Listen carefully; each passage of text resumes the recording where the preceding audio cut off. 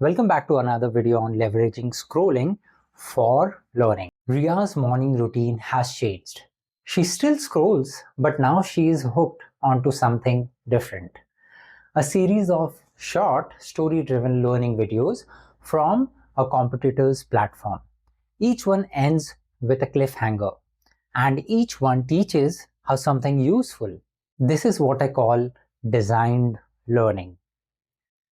In this episode, we will explore how instructional designers can build addictive learning loops, not by manipulating attention, but by respecting it. By designing learning experiences that's just not consumed, but craved. Let's start with the science.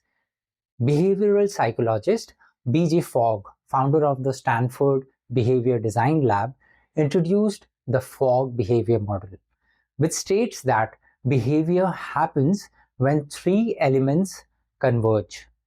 First, motivation, then ability, and a trigger. In doom scrolling, the trigger is often boredom or anxiety, but in learning, we can design triggers that spark curiosity, relevance, and progress. Think of the apps you use on a daily basis. They use habit loops, which include the following. First, a cue, a notification or a visual prompt. Next, a routine, a short, engaging action. Then they have a reward, a feeling of progress, mastery, or social validation. Instructional designers can replicate this loop in learning environments. For example, a customer education team at a fintech company created a series of "Did you know?"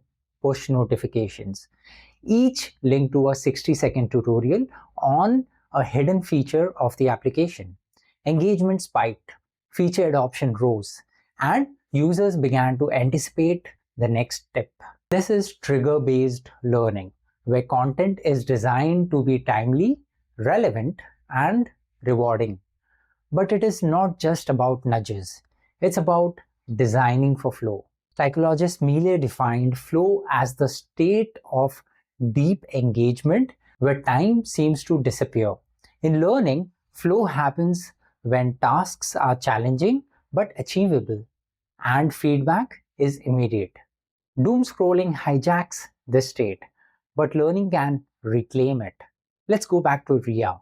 She's now following a learning channel that uses episodic microlearning, where each video builds on the last creative narrative momentum.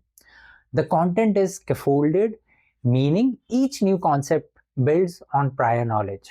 This aligns with Gyane's events 6 to 8, which include elicit performance, provide feedback, and assess performance. These events are critical for reinforcing learning and building confidence. Gamification also plays a role. Points, badges, and progress bars aren't just gimmicks. They are feedback mechanisms. They signal achievement and encourage continuation. But they must be meaningful. In customer success and customer education, gamified learning can guide users through onboarding, feature mastery, and even community engagement. Here is a practical example.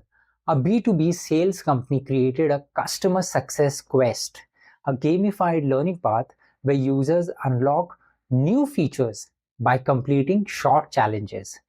Each challenge is scrollable, mobile-friendly, and tied to real product outcomes. The result?